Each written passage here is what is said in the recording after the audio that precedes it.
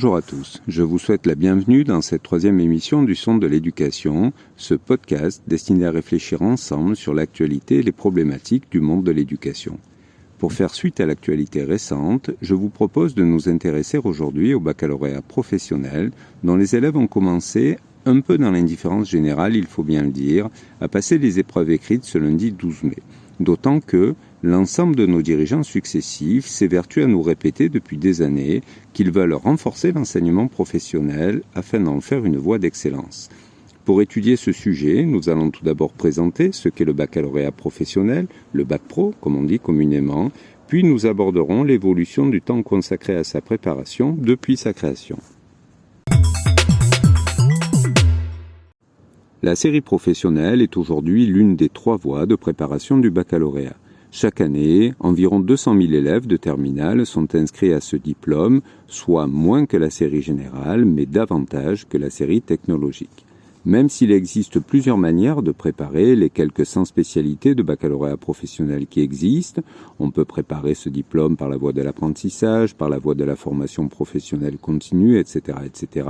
La grande majorité des candidats sont des élèves scolarisés dans un lycée professionnel et ce sont eux qui vont nous intéresser aujourd'hui. Le diplôme du bac pro a été créé en 1985 sous le ministère de Jean-Pierre Chevènement. Sa création répondait à un triple objectif. Augmenter le pourcentage d'élèves d'une classe d'âge accédant au niveau du baccalauréat, assurer une formation professionnelle de grande qualité permettant de s'insérer dans la vie active, faire des élèves des citoyens éclairés capables de comprendre le monde et de penser par eux-mêmes. Ces objectifs expliquent notamment que les temps d'enseignement des matières professionnelles et des matières générales soient équivalents. Ce diplôme possède également, dès son origine, 2 particularités. Si la formation se déroule essentiellement en lycée professionnel, elle inclut néanmoins d'importantes périodes à passer en entreprise pour permettre aux élèves d'apprendre concrètement, sur site, la réalité du métier qu'ils préparent. Ces périodes de formation en milieu professionnel, plus communément appelées stages, sont obligatoires et sont évaluées en vue de l'obtention de l'examen. En outre, ce baccalauréat professionnel, puisqu'il est professionnel justement, est un diplôme qualifiant qui permet aux élèves d'être préparés effectivement à l'exercice d'un métier, ce que ne permettent pas les baccalauréats généraux ou technologiques.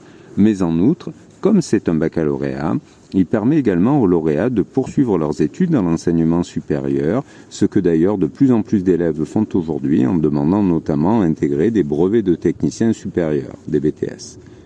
Pour l'examen, les matières étudiées peuvent être évaluées de 2 manières différentes. Certaines sont évaluées par les professeurs de la classe dans le cadre de ce qu'on appelle le contrôle en cours de formation. D'autres matières, le français, l'histoire-géographie, la prévention santé-environnement, etc., sont évaluées en fin de terminale lors d'épreuves de fin d'année où les élèves d'une même spécialité travaillent en même temps sur le même sujet dans tout le pays. Ce sont justement ces épreuves ponctuelles de fin d'année que les élèves de terminale bac pro ont commencé à passer ce lundi 12 mai.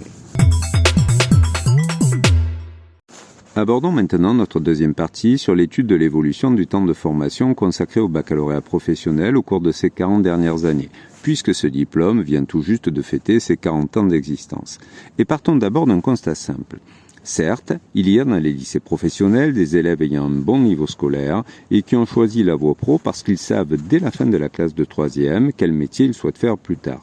Néanmoins, avouons-le assez facilement, cela ne constitue que toute petite partie des effectifs accueillis. L'essentiel des élèves de lycée pro ont en effet des difficultés scolaires importantes. Il n'est qu'à voir les résultats aux évaluations d'entrée en seconde pour s'en convaincre. Et ils intègrent la voie professionnelle, souvent non pas par choix, mais parce qu'en fait, ils n'ont pas pu intégrer une seconde générale et technologique. C'est d'ailleurs là toute la grandeur du lycée professionnel que d'accueillir des élèves en grande difficulté, de les remotiver et de les faire réussir. Lorsque le diplôme a été créé en 1985, sa préparation nécessitait 4 ans. 2 années pour passer un brevet d'études professionnelles, un BEP, puis 2 années supplémentaires afin de préparer le baccalauréat professionnel proprement dit.